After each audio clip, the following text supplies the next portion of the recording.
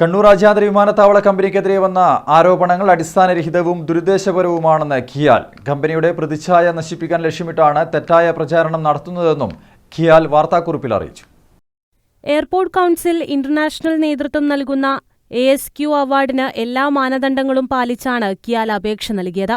81 വിമാനത്താവളങ്ങളുമായി മത്സരിച്ചാണ് ഈ അവാർഡ് കണ്ണൂർ വിമാനത്താവളം നേടിയത്. അവാർഡ് വാങ്ങാൻ ചൈനയിലേക്ക് MD കുടുംബസമേതം കിയാലിന്റെ ചെലവിൽ യാത്ര ചെയ്തെന്ന ആരോപണം തെറ്റാണെന്നും കിയാൽ അധികൃതർ അറിയിച്ചു. വിമാനത്താവളത്തിന് പോയിന്റ് ഓഫ് കോൾ പദവി ലഭ്യമാക്കാൻ കിയാൽ നിരന്തരം ശ്രമിച്ചുവരികയാണ്. കേരള ഗവൺമെന്റും MP-മാർ, MLA-മാർ ഉൾപ്പെടെയുള്ളവരും ഇക്കാര്യം ആവശ്യപ്പെട്ടിട്ടുണ്ട്. ഇതിൽ തീരുമാനമെടുക്കേണ്ടത് കേന്ദ്ര സർക്കാരാണ്. കോവിഡും ഗൾഫ് മേഖലയിലെ യുദ്ധസാഹചര്യവും അടക്കമുള്ള പ്രതിസന്ധികളെ അതിജീവിച്ച് മികച്ച വളർച്ച നേടാൻ കിയാലിന് കഴിഞ്ഞിട്ടുണ്ട്. 2023-24 വർഷം 101 കോടി രൂപയായിരുന്ന വരുമാനം 2024-25 വർഷത്തിൽ 197 കോടി രൂപയായി ഉയർന്നു. 2025-26 വർഷത്തിൽ ഇത് 206 കോടി രൂപയായി. Chief operation officer, commercial head എന്നിവരുടെ നിയമനങ്ങൾ നടത്തിയത് സുതാര്യമായും സർക്കാർ അംഗീകൃത ഏജൻസി വഴിയുമാണ്. സുതാര്യമായ ടെൻഡർ നടപടിയിലൂടെയാണ് പ്രീപെയ്ഡ് ടാക്സി സർവീസ് നൽകിയിട്ടുള്ളത്.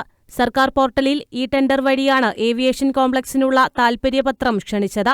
ഇത്തരം നടപടികളുടെ അടിസ്ഥാന കാര്യങ്ങളെക്കുറിച്ച് പോലും മനസ്സിലാക്കാതെയാണ് ആരോപണങ്ങൾ ഉന്നയിക്കുന്നത്. കമ്പനിയുടെ പ്രതിച്ഛായ നശിപ്പിക്കാൻ ലക്ഷ്യമിട്ടാണ് തെറ്റായ പ്രചാരണം നടത്തുന്നതെന്നും കിയാൽ വാർത്താക്കുറിപ്പിൽ അറിയിച്ചു.